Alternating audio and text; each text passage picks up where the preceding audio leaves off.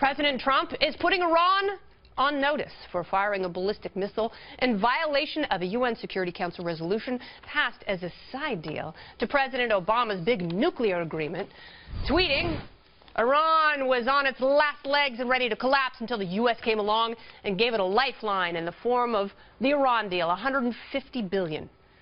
Iran has been formally put on notice for firing a ballistic missile, should have been thankful for the terrible deal the U.S. made with them. Now, meanwhile, reports are circulating that President Trump hung up on the Prime Minister of Australia, he's the one there on the left, over a plan to send some of their refugees to the U.S. And the president reportedly threatened the president of Mexico with sending U.S. troops across the border to take care of the cartels ourselves. The leaders of Australia and Mexico deny these reports, and the news all comes on the same day that Rex Tillerson started his job as the Secretary of State. So he's walking into some interesting times in American foreign policy. So what effect will the latest reports have on our global relations, and what will the president do next? Oh my garden, who knows? But guess who's here? Former UN ambassador, it's Fox News contributor. It is John Bolton. Welcome back, Ambassador Bolton. Glad to be with you. So what does it mean to put Iran on notice? What exactly does that mean? Well, I think it's the first time in 8 years that any leader in this country has told the Iranians, we know exactly what they're up to.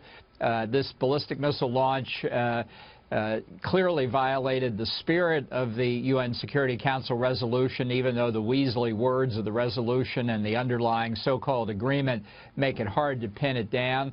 These missiles are intended to be delivery vehicles for nuclear weapons, and by saying you're on notice, that's pretty close to the point where you say this agreement doesn't exist anymore, which is something I hope we do sooner rather than later. Is that a precursor to war?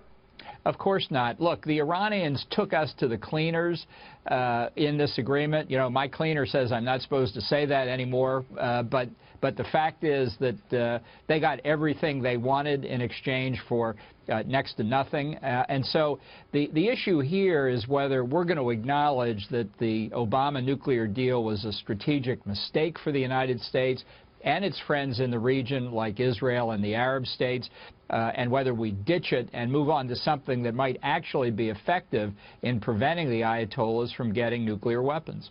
All right, let's talk a little bit about Australia and Mexico. We might be on the brink of war with Iran. Are we also going to war with Australia? Well, you're big on war today. Look, let me tell you, number one, the presidential conversations with other foreign leaders get very limited distribution. You might get a readout of something that's directly pertinent to what your responsibilities are. Very, very few copies are circulated anywhere.